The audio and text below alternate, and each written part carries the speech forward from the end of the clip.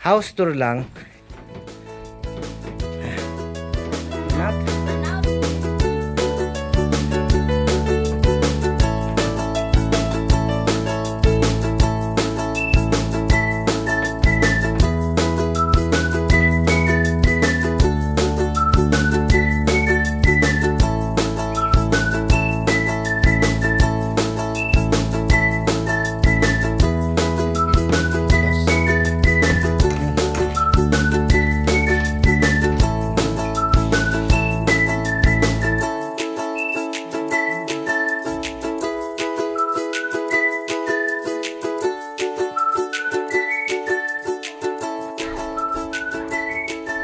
yan.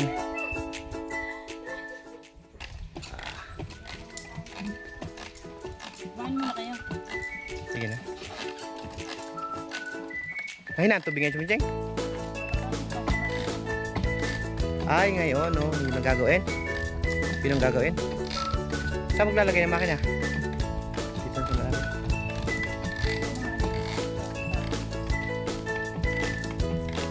Basta naigahan yan? Hindi mo naigahan?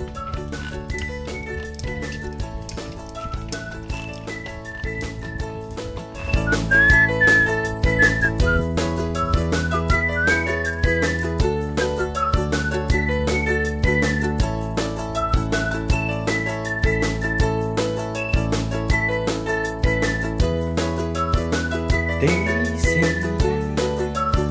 Wala nanay, hindi na kami. Hindi na ho, hindi na. Sam. Ilakad ako. Madali naman ang magsaing eh. Yain na ho, yain na. Kadami pa naman kain. Ulam pa ulam, magluluto pa ng ulam. Yain na nanay. Ano na lang ang sasabihin nyo sa mga taga Batangas at Areo? Naka-video.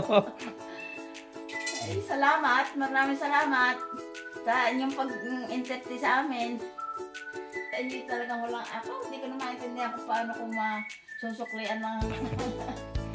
Oh, kaya na mainit mo.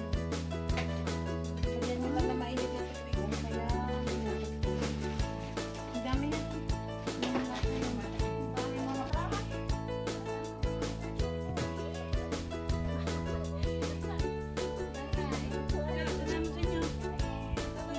Hindi muna kayo kumain. Ayos na eh. Ayos na. Kakakain ko lang pati.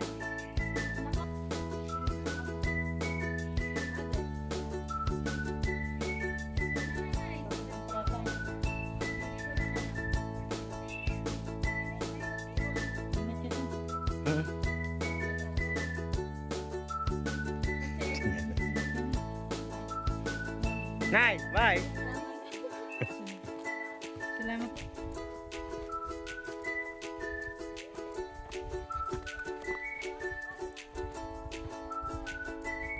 Ayan, pauwi na po kami. Hinatid po namin ang nanay dito sa Kalabnigan, sa kanilang bahay. Siyempre, sa edad ng nanay, sa ganitong panahon, sobrang init. Huwag na nating hayaang maglakad ng malayo. Ayan. Sa lahat ng mga taga Batangas po, salamat po sa pag-asikaso po niyo po sa amin. Lagi na lang pag napunta kami din diyan ay punong abalaan lahat. At hindi lang abala, talagang nagpapaka gastos din ang aming mga tiyo, hindi yan. Ano? Maraming salamat po sa inyo. Sa uulitin, magandang nangyari ay nagka-ipon-ipon tayo. Nagkaroon ng maikling panahon na magkasama-sama na masaya.